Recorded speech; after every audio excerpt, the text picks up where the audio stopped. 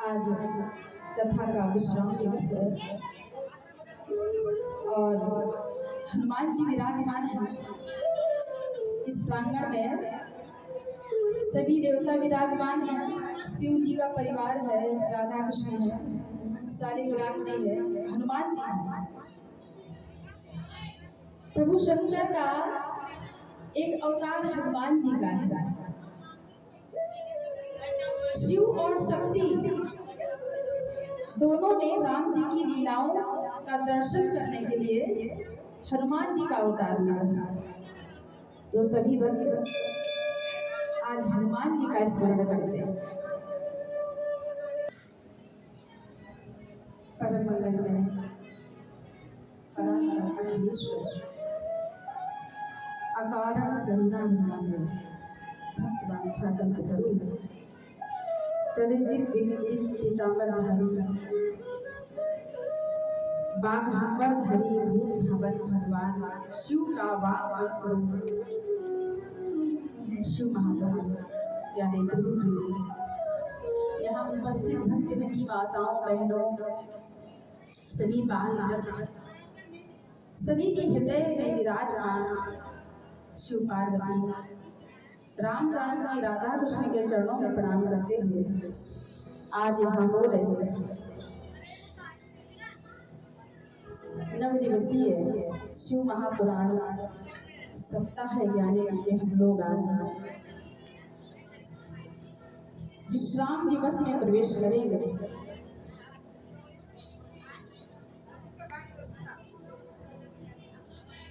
बड़े ही सौभाग्य की बात है कि हम लोगों को इतने पवित्र माह में कथा सुनने का अवसर प्राप्त हो रहा है। कल के बाद में सावन का माह प्रारंभ हो जाएगा जो हमारे बाबा को बहुत प्रिय है, बहुत प्रिय है। श्रावण का माह कन्हैया को भी बहुत प्रिय है।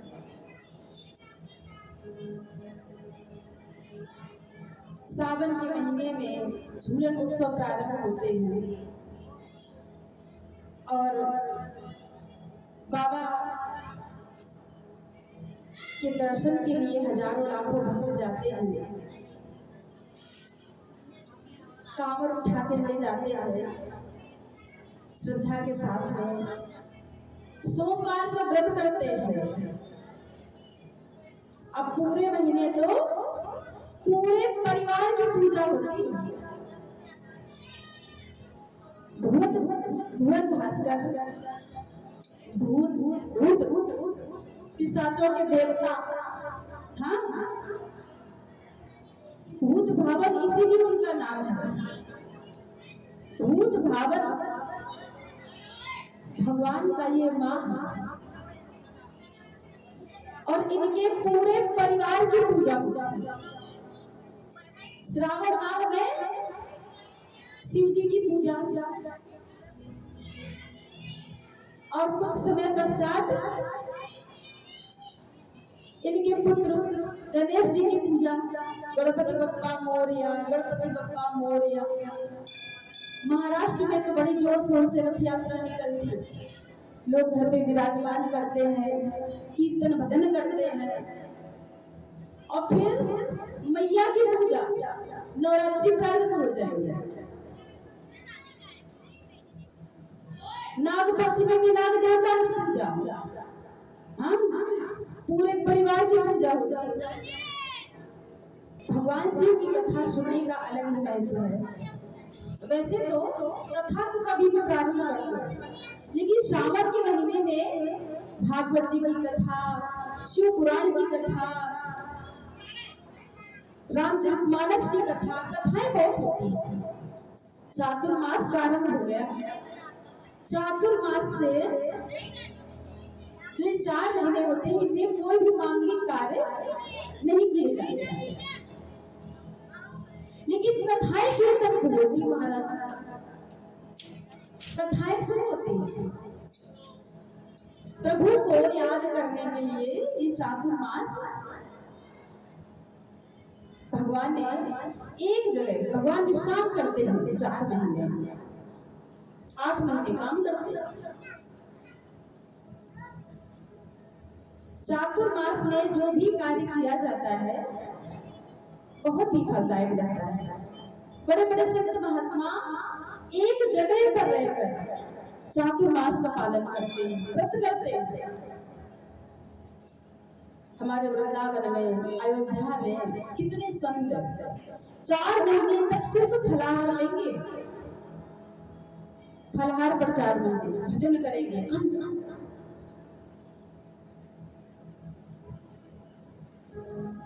ऐसे ही हमारे भारत भूमि को देवभूमि नहीं कहा गया है। हाँ, हमारी भारत भूमि योग भूमि है, योगियों की भूमि है, और देशों की भूमि तो भोग भूमि है। हाँ, वहां पर कथा कीर्तन मिलना बहुत ही मुश्किल है। तभी तो बाहर विदेशी लोग हमारे देश में शरण मांगते आ जाते हैं। वृंदावन आना कभी, इस्कॉन के माध्यम से कितने विदेशी हमारे ब्रज में, हमारे भारत में वास करते हैं। और ऐसा सुंदर श्रृंगार उनकी वाइफ करेंगी, जो उनकी पत्नियां होती हैं, कि हमारी भारतीय नारियां क्या करती होंगी, ए चौड़ी सी मांग भरेंगी, इतनी सुंदर सुंदर चूड़ियां पहनेंगी, साड़ी पहनना नहीं आता, जानती क्या थी, लेकिन फिर भी प्रयास करेंगे। जो अंग्रेज है लंबी चोटी रखेंगे। चोटी महाराज सनातन की पहचान है। हाँ, ब्राह्मणों की, सनातनियों की पहचान है चोटी। चोटी जरूर रखना चाहिए।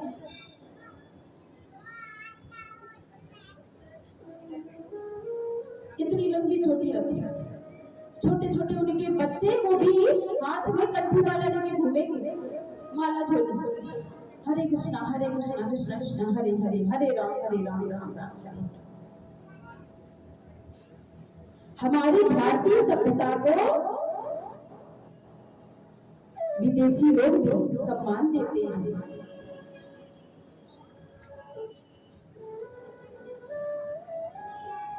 एक बार देवताओं ने भगवान से कहा, प्रभु तपस्या की। भगवान ने कहा, मांगो क्या चाहिए। प्रभु मुझे पृथ्वी लोक में, मृत्यु लोक में जन्म लेना है, और वो भी भारत में जन्म लेना है। भगवान ने कहा, भारत में, पृथ्वी लोक में क्या करोगे जाके, मरना पड़ेगा, कष्ट मिलेंगे। अरे नहीं महाराज, प्रभु। भगवान ने कहा, देखो स्वर्ग में तुम लोग रहते हो, सभी प्रकार की सुविधाएं हैं, कोई दुख नहीं है, तुम लोग रोज ना 1 मिलीग्राम अमृत पीते हो। अब तो मृत्यु लोक में जाओगे तो बचपन भी आएगा, युवावस्था भी आएगी, वृद्धावस्था भी आएगी, तो मरना भी पड़ेगा। तो देवताओं ने कहा, प्रभु हम सारे कष्ट सह लेंगे। अच्छा, तो जाना क्यों चाहते हो। प्रभु स्वर्ग में सारी सुविधाएं हैं, सब कुछ है, मगर आपकी कथा नहीं है।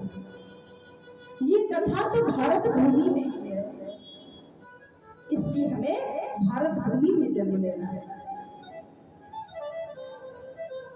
सोचो, जिस भारत भूमि में देवता भी जन्म लेने के लिए तपस्या करते हैं, उस भारत भूमि में हमें जन्म मिला है।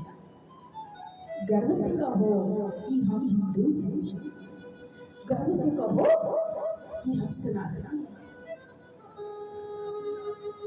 और हमें जन्म देने के लिए भारत भूमि में। विदेशों में जन्म होता महाराज तो कथा कीर्तन मिल पाती, साधु संतों का दर्शन मिल पाता, कभी न मिल पाता। हमारा सौभाग्य है कि हमें जन्म लेने के लिए भारत भूमि मिली, और फिर उत्तर प्रदेश, जहाँ गंगा यमुना सरयू जी तीनों बहती हैं, तीनों नदियों का संगम है, तीर्थराज प्रयाग जहाँ विराजमान है, जहाँ वृंदावन, काशी, अयोध्या जैसी नगरियां हैं। उस भूमि में हमें जन्म मिला है। तो सज्जनों, अपने जीवन को कृतार्थ करो कथा कीर्तन से। जब भी अवसर मिले कथा जरूर श्रवण करो और कीर्तन से अपने मन को साफ करते रहो। कीर्तन ऐसा साधन है जिससे आपके हृदय में झाड़ू लगती रहेगी। कथा तो आज संक्षिप्त होगी, कुछ महत्वपूर्ण चर्चाएं हैं वो करेंगे। तो कीर्तन के माध्यम से उठते बैठते सोते जागते प्रभु का कीर्तन करते रहो, मुक्त हो जाओ। क्योंकि लख 84 भटकत भटकत मानुष देह पाई, और चेत सके तो चेत ले बंदे, नहीं तो फिर 84 आई। बजाओ ना।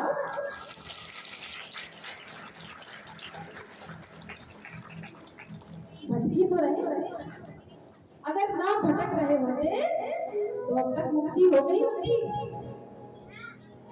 आवागमन के चक्कर से मुक्त हो गए होते। ये शरीर मिला है, इसका ये प्रमाण है कि हम 84 लाख योनियों में भटक ही रहे हैं।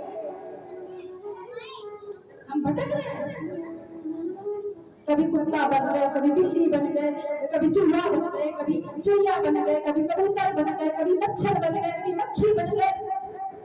हाँ, सब 84 लाख योनियां है महाराज।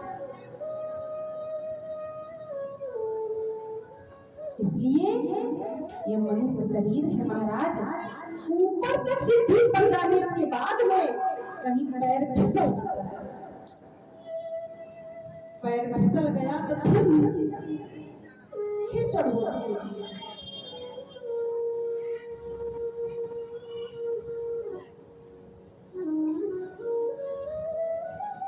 हाँ, ऐसा होता है, बड़े बड़े विद्वानों के साथ ऐसा हो जाता है। सावधानी हटी और दुर्घटना घटी।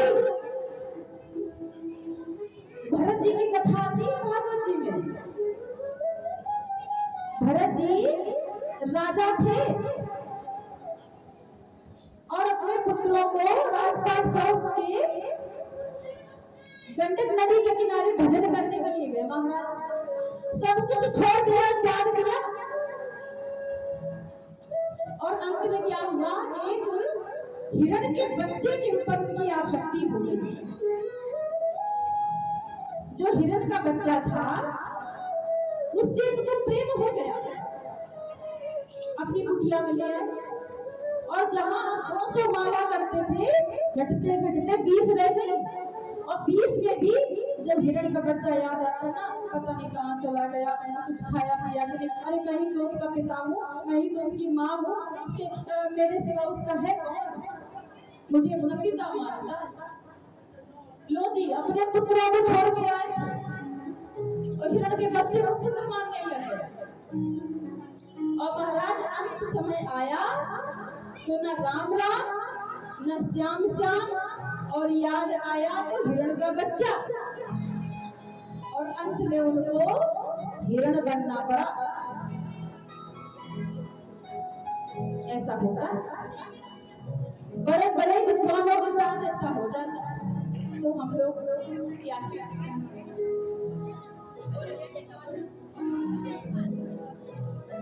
कथा कीर्तन सुनने के बाद में, कथा सुनने के बाद हमारे जीवन में परिवर्तन आएगा।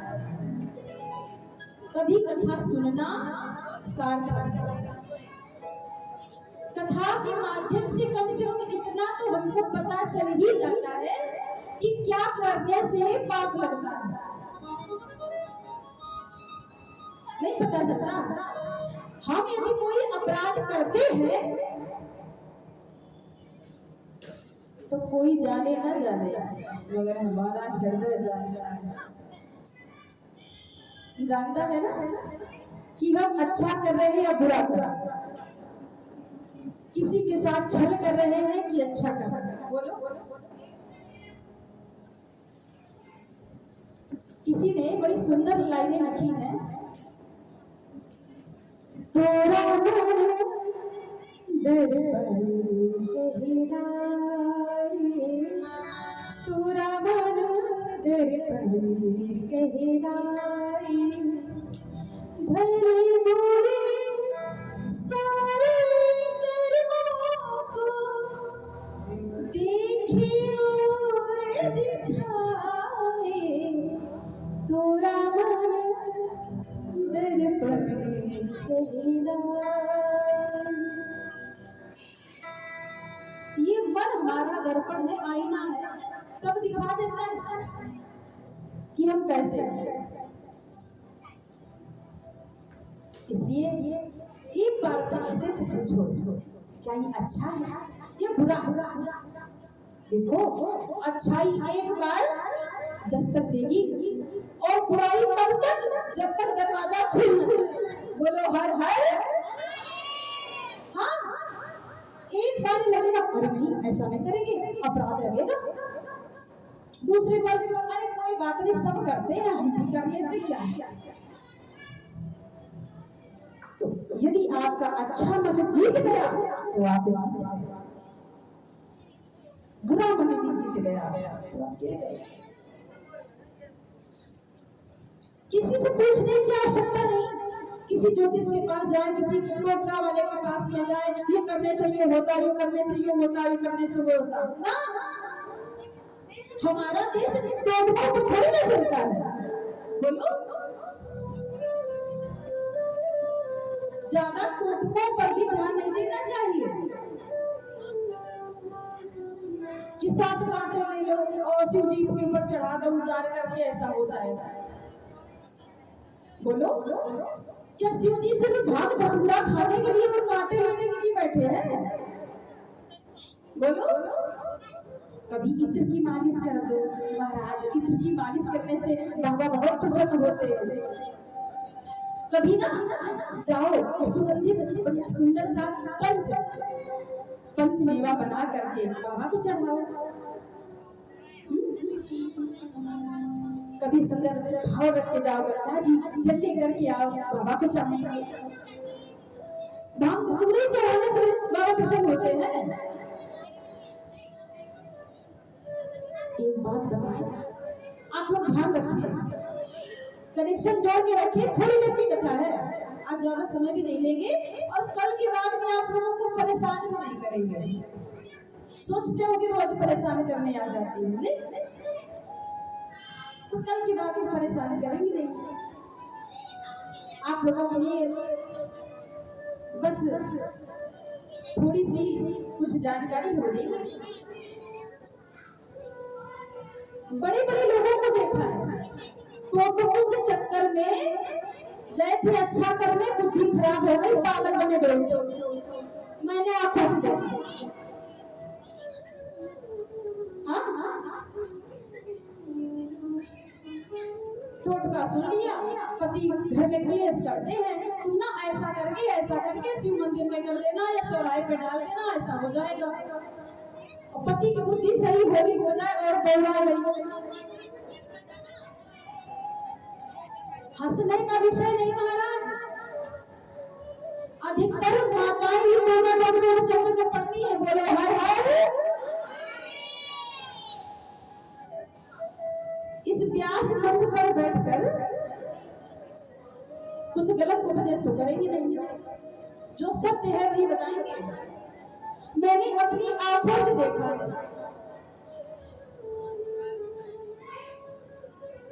ज्यादा अरे आज ये टोटका बता दिया, ये कर दिया, कल दूसरा टोटका मिलता है बता दिया। अरे बड़ी बड़ी कथाओं में माताएं डायरी लेके बैठती है टोटका लिखने के लिए।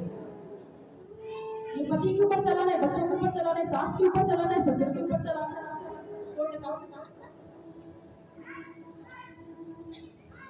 ऐसा नहीं करते।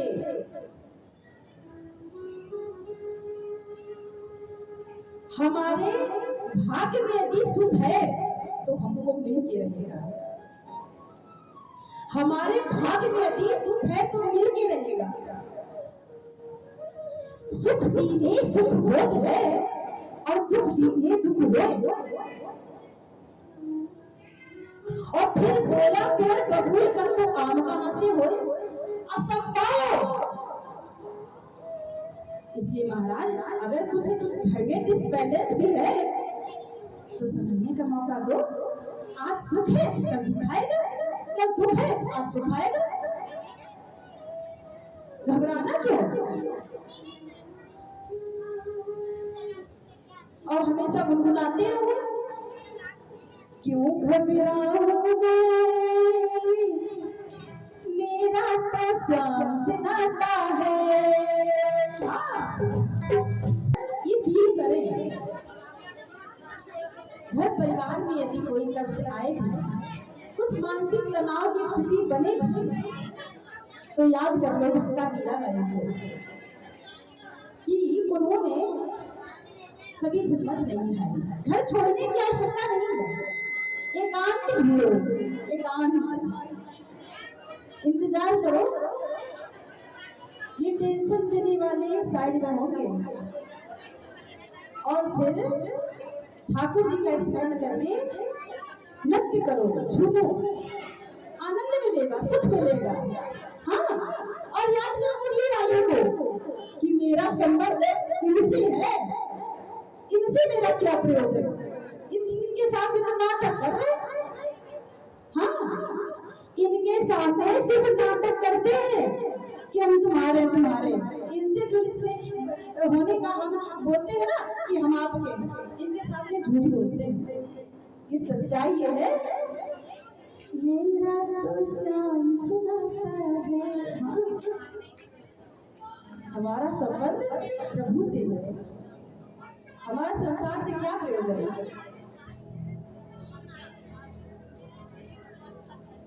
संसार से हमारा कोई प्रयोजन नहीं, हमारा संबंध तो हमारे हरि मनोहर से है।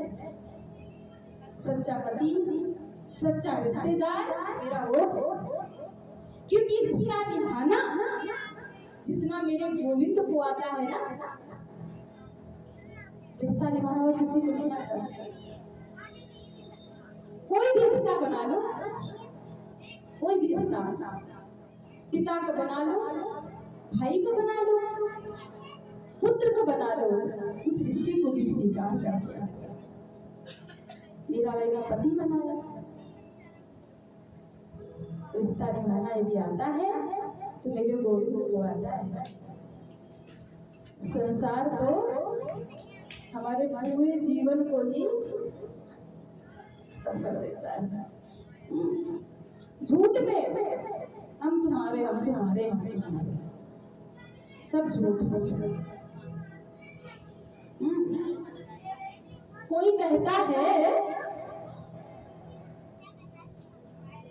कि हम तुम्हारे बिना रह नहीं सकते, तुम्हें अगर कुछ हो गया ना तो हम मर जाएंगे, तुम्हें कुछ नहीं होना चाहिए, मर जाएंगे, तुम मेरी जान हो।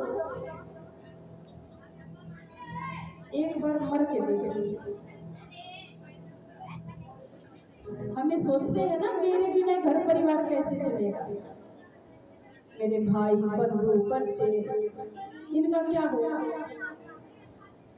तो महाराज एक बार तुम करके देख लो, तुम्हारे बाद में और अच्छी व्यवस्था हो जाएगी। बोलो हर हर। हाँ, सभी झूठे के नाटक है, ये फंसाने वाले। हाँ, एक ब्राह्मण देव थे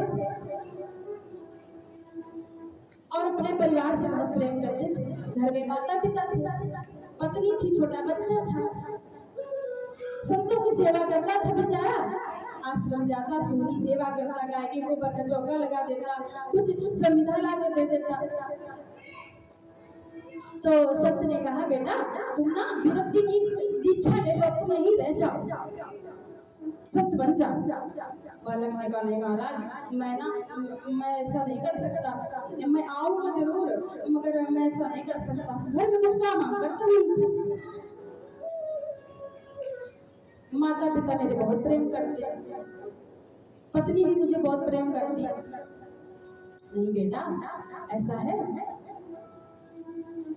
तुम्हें बहुत प्रेम करते हैं? हाँ बहुत प्रेम करते हैं। महाराज यदि मुझे कुछ हो गया ना तो मेरे माता पिता तो मर जाएंगे, मेरी पत्नी मेरे बिना नहीं रह सकती। अच्छा आज तुम मर के देख लो, आज तुम मर के देख लो, तुम्हें पता चल जाएगा कि तुम्हें तुम्हारे परिवारी जन कितना प्रेम करते हैं।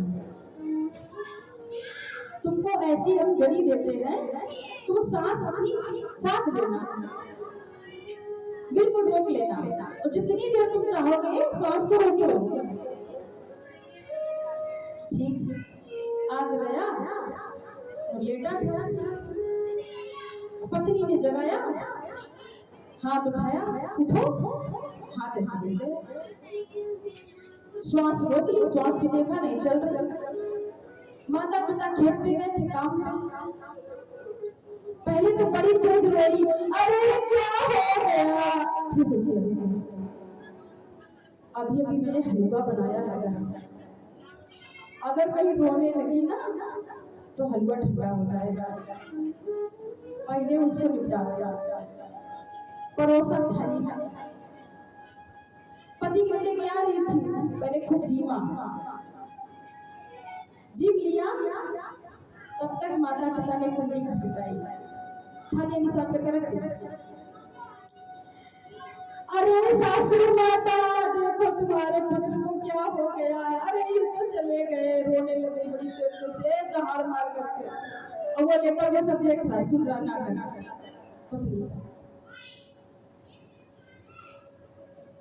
माता पिता आए, बेचारे रोने लग गए, हाय मेरा पुत्र चला गया, इकलौता पुत्र था, रोते रोते। तब तक गुरु जी आ गए, संत भगवान आए, बोले क्या हो गया, इतनी भीड़ जमा है गांव वालों की। अरे देखा इकलौता पुत्र था बेचारा, चला गया, पधार गया, अभी विवाह हुआ था, एक छोटा बालक भी है, कैसे जिएगी। संत ने कहा देखो अब चला तो गए, ऐसा करो मैं ना एक जल लेके आओ, एक लोटे में जल लेके आओ। स्त्री लेके आई, देखो मैं 7 बार इसके ऊपर से घुमाता हूँ, और जो भी इस जल को पिएगा तो इसके बदले वो मर जाएगा और ये जीवित हो जाएगा। जैसे ही उसने जल को घुमाया, घुमा के संत भगवान ने, और अब कौन पिएगा, देखो तुम बहुत प्रेम करती हो, तुम पत्नी हो, अब तुम पति के बदले मर जाओ, सुहागन चली जाओगी। पतिव्रता स्त्री का धर्म ही होता है कि पति से पहले चली जाए। स्त्री थोड़ी तो रुकी, फिर बोली देखो मैं अपने बच्चे को लेकर मायके चली जाऊं, मायके में रह लूंगी, मगर मैं क्यों मरूं इनके बदले।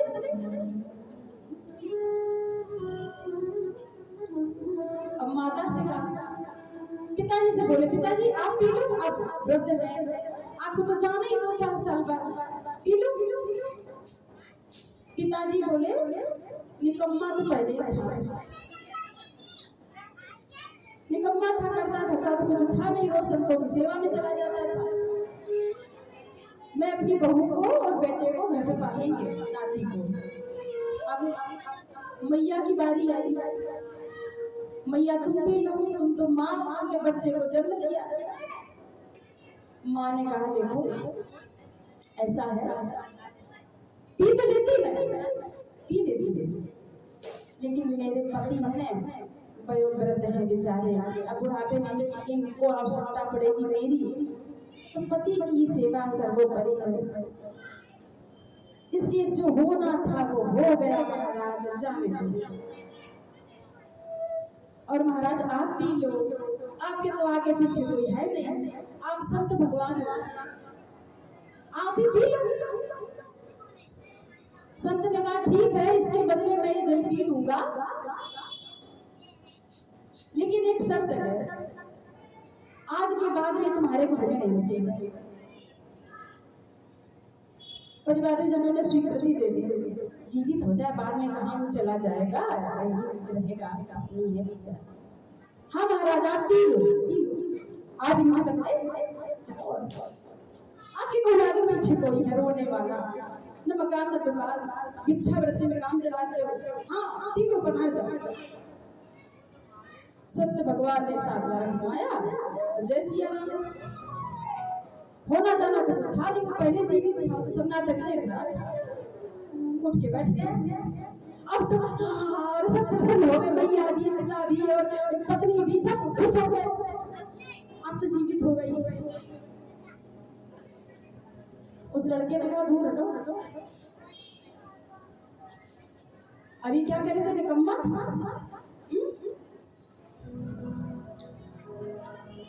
पत्नी से बोला क्या कह रहे थे कि मैं मायके में चली जाऊंगी, अपने बच्चे का लालन पालन कर लूंगी। आज से ये सोच लेना कि मैं मर गया, सत्य ही मेरे सब कुछ। अच्छा बोला, उसने दीक्षा ली और अपने जीवन को सार्थक किया। संसार से, परिवार से जब वैराग्य होता है तो ऐसे ही जब मनुष्य देख लेता है ना वही कुछ। देखो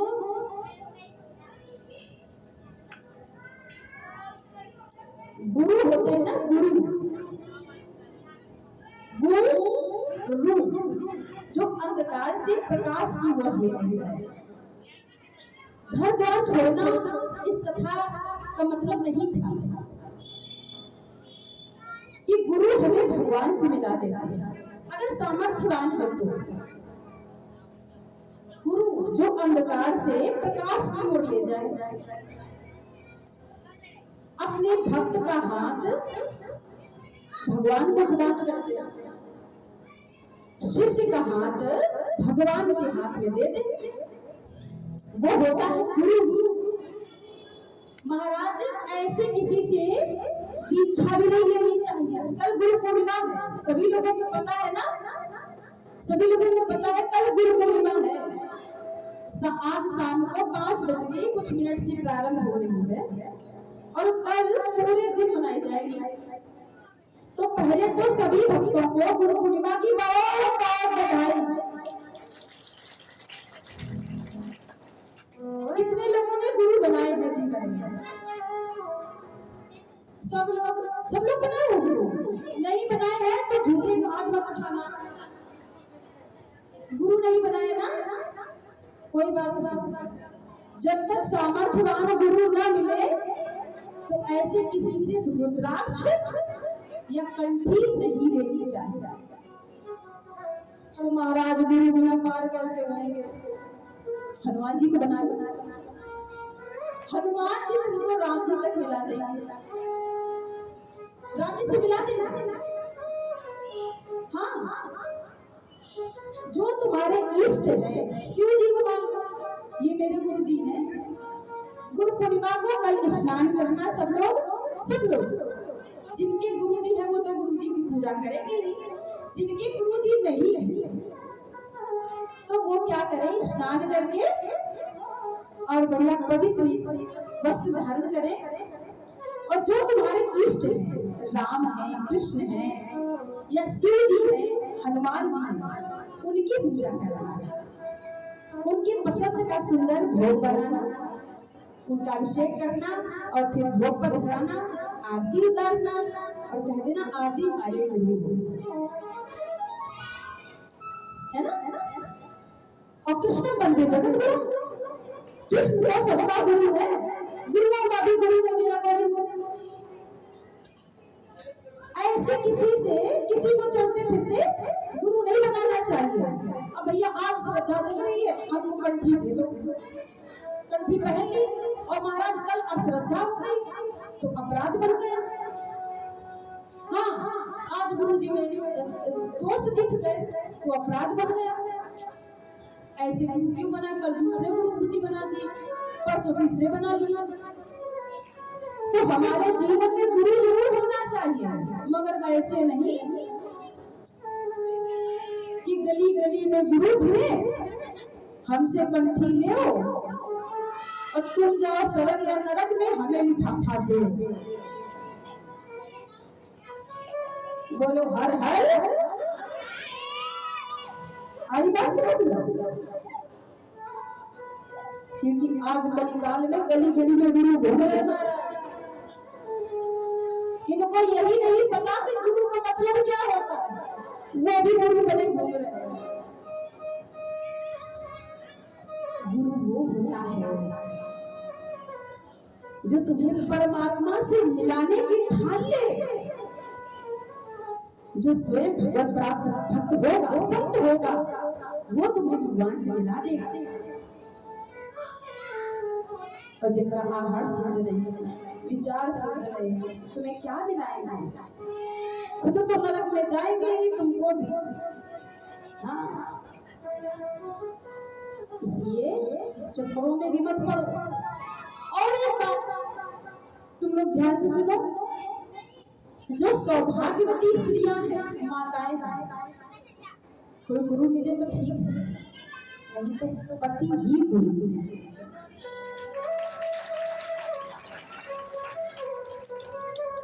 पति की आज्ञा में रहो। यदि पति आचरणशील है, हाँ, अगर आपके पति के विचार बहुत अच्छे हैं और भगवान के भक्त हैं, सत्यों की सेवा करते हैं, तो उनमें भी गुरु भाव रखो, उनमें गुरु भाव रखो, उनको गुरु मानो। नहीं तो शिव जी कहेंगे, बोलो हर हर शिव जी को तुम अपने गुरु रूप में मान लो, शिव जी तुम्हें राम जी तक पहुंचा देंगे। और जीवन में गुरु एक होना चाहिए, अनेक नहीं।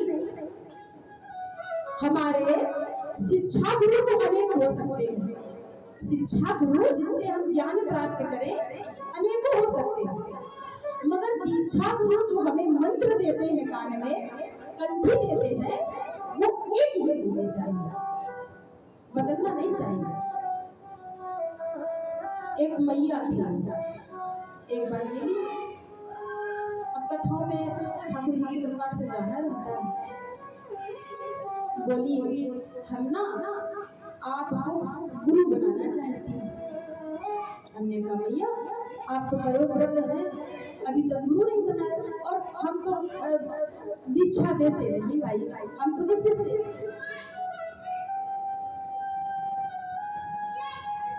तो ऐसा आपको भाव रखना है तो आप कोई भी मंत्र ले लो, जब करो कीर्तन करो। मैया बोली, नाना हमें तो मंत्र आप ही से लेना है, इच्छा नहीं है अभी तक। बोली, हाँ बचपन में ली तो थी, बचपन में गुरु जी थे, बहुत समय तक उनका पत्र आता, बेटी तुम ठीक हो, राजी खुशी है, मैं भी उत्तर देती। कुछ समय बाद पता चला कि गुरु जी तो पधार गए। फिर मैं बड़ी हो गई, फिर मैंने एक गुरु जी और बनाया। अब गुरु जी के बिना कौन ज्ञान कौन दे, तो मैंने गुरु जी बना लिया। फिर कुछ समय बाद पता चला कि वो भी पधार गए। फिर मेरा विवाह हो गया। फिर हमने पति पत्नी दोनों मिलकर ऋषिकेश में जाके गुरु जी बनाए। अब गुरु जी ने मंत्र दिया, वयोवृद्ध थे, 6 महीने बाद ही उनका पता चला वो भी पधार गए। अब महाराज बहुत समय से, अब तो मेरे पति भी नहीं है। मैं सोच रही थी कथा के माध्यम से कि आप तो अभी ठीक ठाक हो, तो हमने कहा मैया आप हमें क्षमा कर दो, हमें अभी बहुत दिनों तक कथा करनी है। और गुरु किसी शरीर को थोड़ी ना कहते हैं, शरीर जाना था तो चला गया। आप तो उस स्वरूप का चिंतन करो और घर पे उनकी कोई चित्रपट हो, सेवा करो। शरीर जाना था चला गया, तो ऐसी भावना नहीं रखनी चाहिए कि किसी को भी गुरु बना दो। जीवन में एक गुरु होना चाहिए। गुरु पूर्णिमा को खूब मंत्र जप करो, जो हमारे गुरुदेव ने मंत्र दिया है, खूब मंत्र जप करो। शिव जी को गुरु मानते हो, पंचाक्षर मंत्र का जप करो, नमः शिवाय नमः शिवाय। ठाकुर जी को मानते हो तो ओम नमो भगवते वासुदेवाय, राम जी को तो राम जी का बस मंत्र जप करो। गुरु पूर्णिमा को मंत्र जप करना चाहिए। इस दिन जो भी कार्य करते हैं ना बहुत अधिक फल मिलता है। उसके बाद में सावन आ जाता है और सावन का तो शुरुआत ही भगवती का स्मरण करके करना चाहिए। मैया को स्मरण कर ले, फिर कथा को थोड़ा लेके फिर व्यास पूजन करेंगे। आप सभी लोगों को आज अनुमति होगी।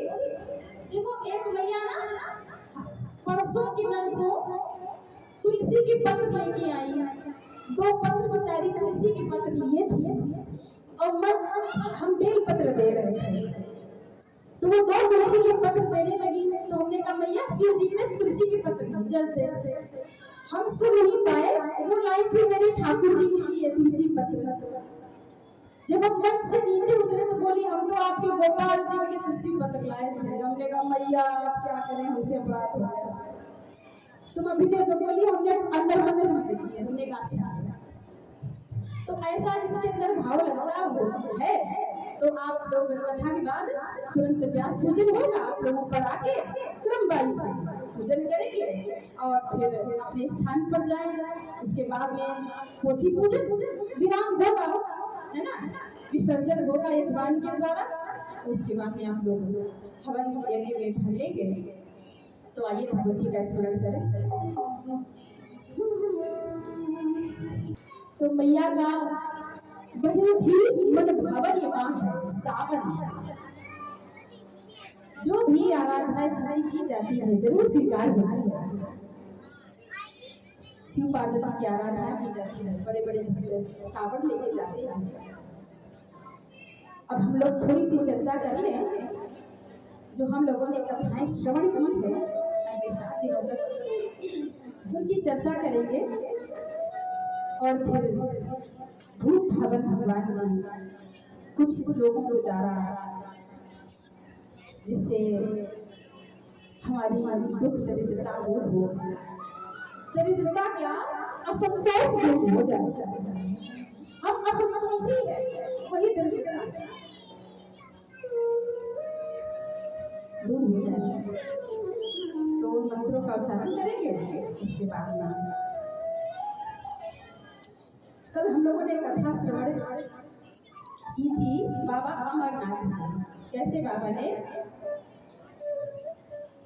माता भगवती को अमर कथा सुनाई है एकांत में। रास्ते में नंदी जी को छोड़ा, अयल गांव था वो। आगे अपने आभूषणों को भी यानी चंद्र आदि देवताओं को भी निकाल दिया,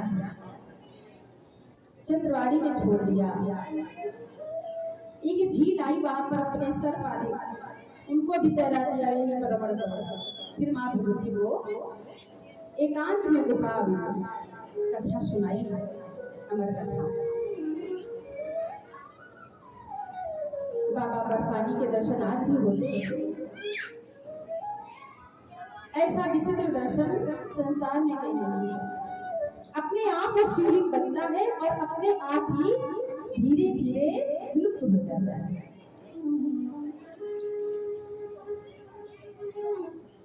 जो हम लोगों ने 7 दिनों तक कथा सुनी, प्रथम दिन जो हम लोगों ने श्रवण किया महात्मा की कथा, वहां देवराज की जो एक दरिद्र था, पतित था, अपनी पत्नी में संतुष्ट नहीं था, पर स्त्री का गमन करता था, पर स्त्री से संग करता था। भूत भावन शिव ने उनके पर कृपा की। आगे चंचुला की कथा आई थी, बिंदु और चंचुला की महात्मा की कथा सुनी। कैसे सूत जी ने सौनकादिक ऋषियों के संपूर्ण प्रश्नों के उत्तर दिए और उन प्रश्नों के उत्तर में ही ये शिव महापुराण। हाँ, प्रश्न उत्तर कोई भी संत कोई बात बताता है तो खुद ये नहीं कहता कि बात नहीं कह रहा हूं, उन्होंने कही थी। ब्रह्मा जी ने नारद को सुनाई थी, वही बात वही कथा मैं आपको सुना देता हूँ। वेद व्यास जी ने ऐसा लिखा है, ऐसा कहा है, वो बात कह देते हैं, मेरा कुछ नहीं। ये संत की सरलता है। सूत जी ने समस्त प्रश्नों का उत्तर दिया और उन प्रश्नों के उत्तर में ही 9 दिनों तक शिव महापुराण की कथा हुई। हमने अनेक प्रसंगों का श्रवण किया।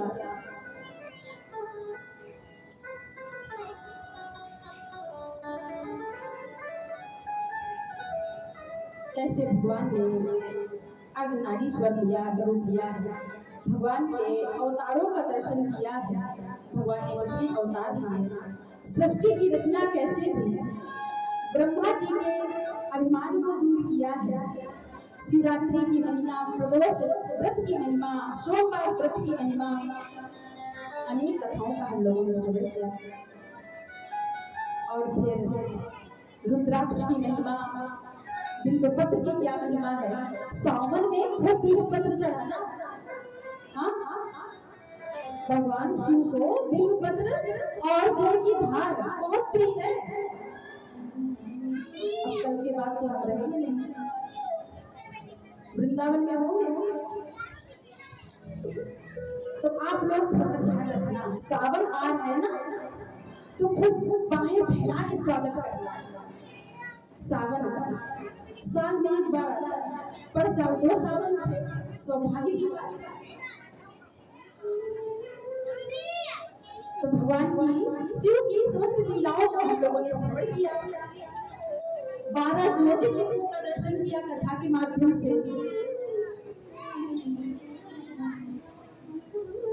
और फिर कल अमरलाल की कथा श्रवण की। अब हम लोग मुख्य प्रसंग पर चले। जिन लोग साथ में गा सकते हो गाए, या तो शांति का सहयोग दे। विश्वेश्वराय नरकांडवतारणाय कर्णामृताय शशशेखर धारणाय कर्पूर कांति धवलाय जटाधराय दारिद्र्य दुख दहनाय नमः शिवाय। समस्त चराचर विश्व के स्वामी रूप विश्वेश्वर नरक रूपी संसार सागर से उद्धार करने वाले, कर्ण से श्रवण करने में अमृत के समान नाम वाले, अपने भाल पर चंद्रमा को आभूषण रूप में धारण करने वाले, कर्पूर की कांति के समान धवल वर्ण वाले, जटाधारी और दरिद्रता रूपी दुख के विनाशक भगवान शिव को मेरा नमस्कार है। गौरी प्रियाय रजनीश कला धराए कालांतकाय भुजगाधि पतंग पंकजड़ाए गंगाधराय गजराज विमर्दनाय दारिद्र्य दुख दहनाय नमः शिवाय। गौरी की अत्यंत प्रिय रजनीश्वर चंद्र की कला को धारण करने वाले, काल के भी अंत तक यम रूप नागराज को कंकड़ रूप में धारण करने वाले, अपने मस्तक पर गंगा को धारण करने वाले, गजराज का विमर्दन करने वाले और दरिद्रता रूपी दुख के विनाशक भगवान शिव को मेरा नमस्कार है। भक्ति प्रियाय भव लोग भया बहाए उग्राए दुर्ग भव सागर तारणाए ज्योतिर्मयाय गुण नाम सुनृतकाय दारिद्र्य दुख दहनाय नमः शिवाय। भक्ति के प्रिय संसार रूपी रोग एवं भव भय के विनाशक संहार के समय उग्र रूपधारी दुर्गम भव सागर से पार कराने वाले, ज्योति स्वरूप अपने गुण और नाम के अनुसार सुंदर नृत्य करने वाले तथा दरिद्रता रूपी दुख के विनाशक भगवान शिव को मेरा नमस्कार है। चरमांबराय सौ भस्म विनय बनाए भाले छड़ाए मणिकुंडल मंडिताए मंजीर पाड़िराए जटा धराए दारिद्र्य दुख दहनाय नमः शिवाय। व्याघ्र जन्मधारी चिता भस्म को लगाने वाले, भाल में तृतीय नेत्रधारी, मणियों के कुंडल से सुशोभित, अपने चरणों में मुकुट धारण करने वाले, जटाधारी और दरिद्रता रूपी दुख के विनाशक भगवान शिव को मेरा नमस्कार है। पंचानन आए, फणिराज विभूषण आए, हेमांशु आए, भुवन त्रैमंडित आए, आनंद ध्वनि वरदाए, तमोमय आए, दारिद्र्य दुख दहनाए, नमः शिवाय। पांच मुख वाले नागराज रूपी आभूषणों से सुसज्जित, सुवर्ण के समान वस्त्र वाले अथवा सुवर्ण के समान किरण वाले, तीनों लोकों में पूजित, आनंद भूमि काशी को वर प्रदान करने वाले, सृष्टि के संहार के लिए गुणाविष्ट होने वाले तथा दरिद्रता के विनाशक भगवान शिव को मेरा नमस्कार है। भाव प्रियाय, भव सागर तारणाय, कालांत काय, कमला संपूजिताय, नेत्र तृतीयाय, शुभ लक्षण लक्षताय, दारिद्र्य दुख दहनाय, नमः शिवाय। सूर्य को अत्यंत प्रिय अथवा सूर्य के प्रेमी भव सागर से उद्धार करने वाले, काल के लिए भी महाकाल स्वरूप कमलासन ब्रह्मा से सुपूजित, तीन नेत्रों को धारण करने वाले, शुभ लक्षणों से युक्त तथा दरिद्रता रूपी दुख के विनाशक भगवान शिव को मेरा नमस्कार। राम प्रियाय, रघुनाथ वर प्रदाय, नाग प्रियाय, नरकारणवतारणाय, पुण्येषु पुण्य भरिताय, सुरार्जिताय, दारिद्र्य दुख दहनाय, नमः शिवाय। मर्यादा पुरुषोत्तम भगवान राम को अत्यंत प्रिय अथवा राम से प्रेम करने वाले, रघुनाथ को वर देने वाले, सर्पों के अद्वितीय भव सागर रूपी नरक से तारने वाले, पुण्यवानों में परिपूर्ण पुण्य वाले, समस्त देवताओं से सुपूजित तथा दरिद्रता रूपी दुख के विनाशक भगवान शिव को मेरा नमस्कार। मुक्तेश्वराय, फलदाय, गणेश्वराय, गीत प्रियाय, वृषभेश्वर वाहनाय, मातंग चर्म शनाय, महेश्वराय, दारिद्र्य दुख दहनाय, नमः शिवाय। मुक्त जनों के स्वामी रूप, पुरुषार्थ चतुष्ट रूप, फल को देने वाले, प्रमथादि गणों के स्वामी, स्तुति प्रिय, नंदी वाहन गजचर्म को वस्त्र रूप में धारण करने वाले, महेश्वर तथा दरिद्रता रूपी दुख के विनाशक भगवान शिव को मेरा नमस्कार। वसिष्ठेन स्तोत्रम सर्व रोग निवारणम, सर्व संपत्करम शीघ्रम, पुत्र पौत्रादि वर्ध, त्रिसंध्यम यः पठेन नित्यं सह ही स्वर्ग मवाप्नुयात्। समस्त रोगों के विनाशक तथा शीघ्र ही समस्त संपत्तियों को प्रदान करने वाले और पुत्र पौत्रादि वंश परंपरा को बढ़ाने वाले वशिष्ठ द्वारा निर्मित इस स्तोत्र का जो भक्त नित्य तीनों कालों में पाठ करता है, उसे निश्चय ही स्वर्ग लोक की प्राप्ति होती है। बोलिए भुवन भास्कर भगवान शंकर की, काशी विश्वनाथ की। बड़े ही आनंद की अनुभूति हुई, आप लोगों के बीच में कथा कहने का अवसर प्राप्त हुआ। आप सभी लोगों का सहयोग रहा, बहुत अच्छी सेवा दी। साउंड वाले भैया, नाम तो नहीं पता, इनका भी बहुत बड़ा योगदान। अब शुरू में 1-2 दिन तो चलता है, कुछ भी गड़बड़, अब उनको नहीं पता कहाँ से क्या करना, लेकिन बाकी बहुत अच्छी सेवा रही। और हमारे साथ में संगीत पर, आर्गन पर और नाल पर है। पहली बार हमारा इन लोगों से संपर्क हुआ, मंच पर पहली बार बैठे, और आश्चर्य की बात है कि हम लोगों का मिलना भी मंच पर ही होता है। रूम पर आकर कोई रियाज भी नहीं होता, लेकिन फिर भी बहुत अच्छी सेवा की। व्यासपीठ से खूब खूब मंगल कामना। अब हम लोग साथ में करते हैं, कभी ऊंचा नीचा भी चलता है, हो जाता है, लेकिन स्वर है ना, स्वर स्वर स्वर ही ईश्वर से मिला देता है। स्वरों के द्वारा ही हम ईश्वर तक पहुंच जाते हैं। 7 सुर है, 7 सुर, सा रे ग म पा धा नि सा। 7 सुरों से ही हम प्रभु तक अपनी प्रार्थना पहुंचा देते हैं।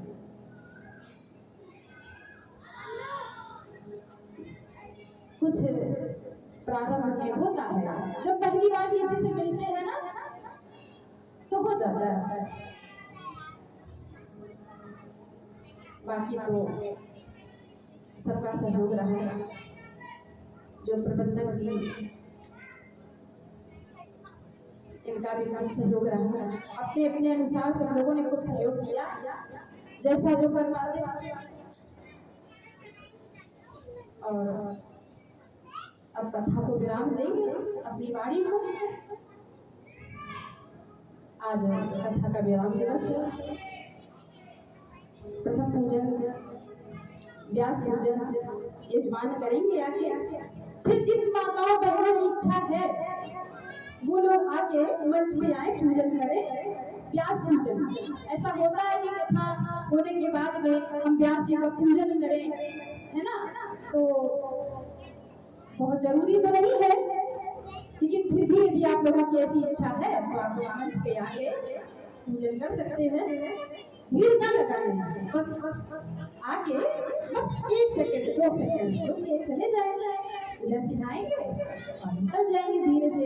व्रत माताओं बहनों का थोड़ा ध्यान दें आप लोग। अभी ये सब लेके मत आओ, पूजन हो जाने दो, उसके बाद में। और फिर कल के बाद तो हम लोग फिर देखो ठाकुर जी कब मिलाते हैं। आप लोगों की खूब श्रद्धा भक्ति देखने को मिली। क्या